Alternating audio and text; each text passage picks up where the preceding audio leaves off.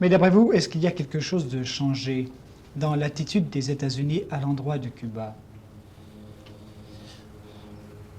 Peut-être. Je vous dis, c'est difficile à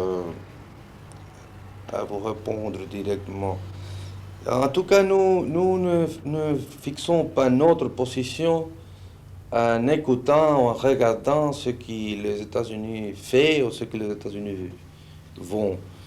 Euh, nous faisons notre politique internationale. Et naturellement, nous regardons avec attention ce qu'il fait parce que c'est notre ennemi, il est près de nous, il est très fort.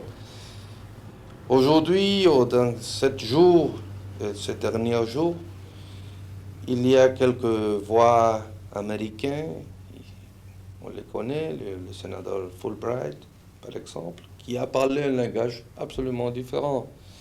Mais immédiatement, M. Rusk, M.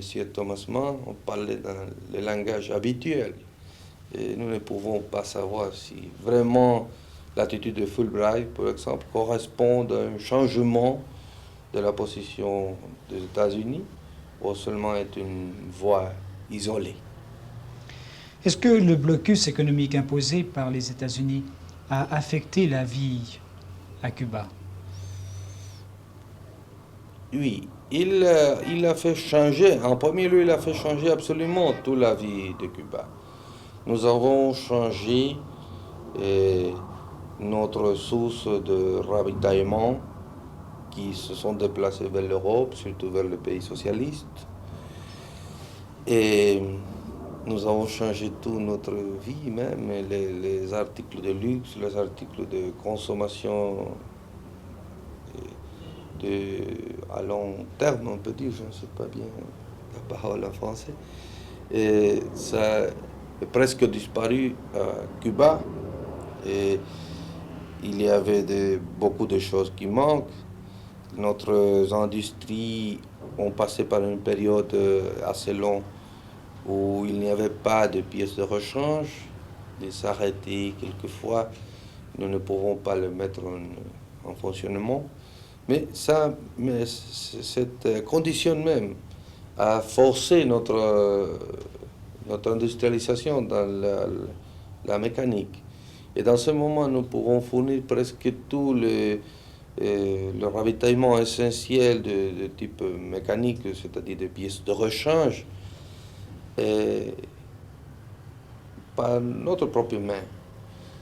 Et naturellement, ce que nous ne pouvons pas acheter dans des pays socialistes ou dans d'autres pays de l'Europe. Parce on doit considérer que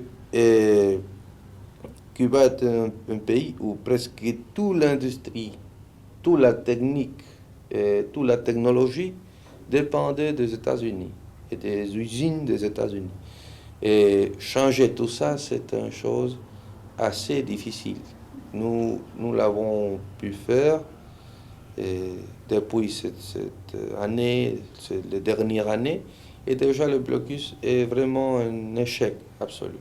Mais vous êtes satisfait de la situation économique actuelle à Cuba?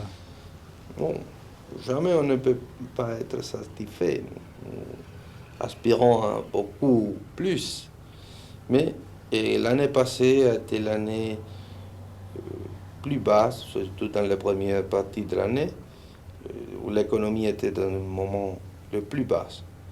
Et depuis ce moment, nous avons commencé à croître notre industrie, notre agriculture. Et ça, c'est on peut dire, la direction générale qui suit l'économie. C'est-à-dire un améliorement progressif, soutenu, ne pas une chose merveilleuse, malheureusement, mais euh, chaque jour, on peut voir concrètement les choses qui nous faisons. Et ça, c'est encourageant pour le peuple. L'aide soviétique à Cuba, est-ce qu'elle vous est nécessaire? Naturellement, naturellement qu'il est nécessaire. Je pense que l'aide de tout le peuple nous sont nécessaires. Et si vous parlez s'il est imprescindible, je pense que non. Mais on doit préciser bien ce qu'on appelle l'aide. Parce que toujours il y a quelques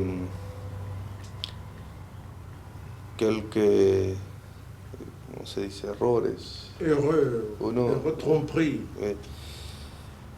Et pour exemple, les Américains parlent de l'aide soviétique en considérant le commerce. Et nous avons un très fort commerce qui est sur une base bilatérale d'une partie de l'autre. Ça n'est pas l'aide. L'aide soviétique est quelques accords à long terme, par exemple l'accord pour la canne à sucre et les accords pour donner des entreprises industrielles complètes avec des crédits à long terme. Et ça, c'est très important pour notre développement.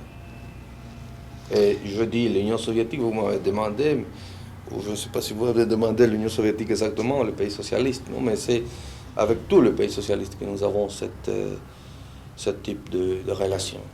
Mais est-ce qu'il y a encore des soldats soviétiques à Cuba? Nous disons techniciens.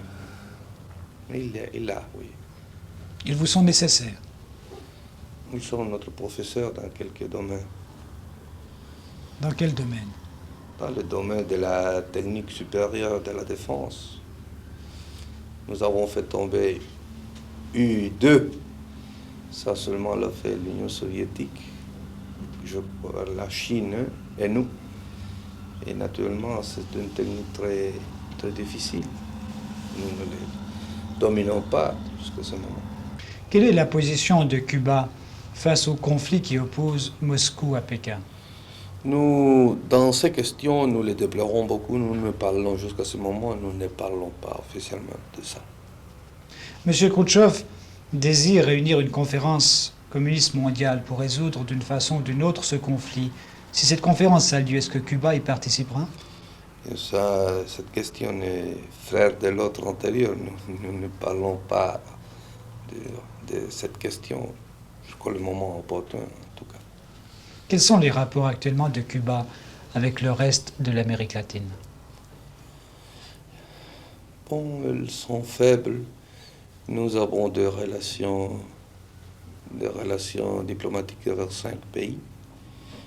Et nous avons des relations commerciales avec 2 ou 3 seulement. Ils ne sont pas importants. Et le blocus américain s'est imposé aussi vers les pays de l'Amérique latine. Et je pense avec une effectivité meilleure que dans d'autres régions du monde. Et les pays américains nous ont condamnés à Punta del Este et à l'Uruguay dans une conférence l'année 62. Nous sommes expulsés de l'Organisation des États américains. Et il y avait beaucoup de pays qui ont coupé son relation diplomatique et commerciale avec nous. Ça, c'est la situation jusqu'à ce moment.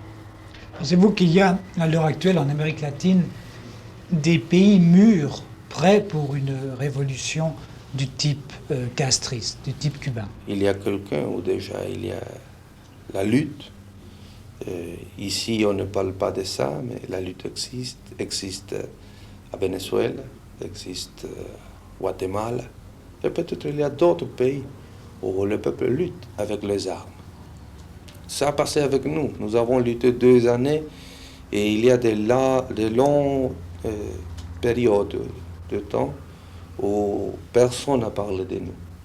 Vous avez parlé du Venezuela et du Guatemala, mais est-ce que Cuba aide les révolutionnaires de ces pays? Moralement seulement, ils considèrent que son lutte est juste, mais jusqu'à ce point.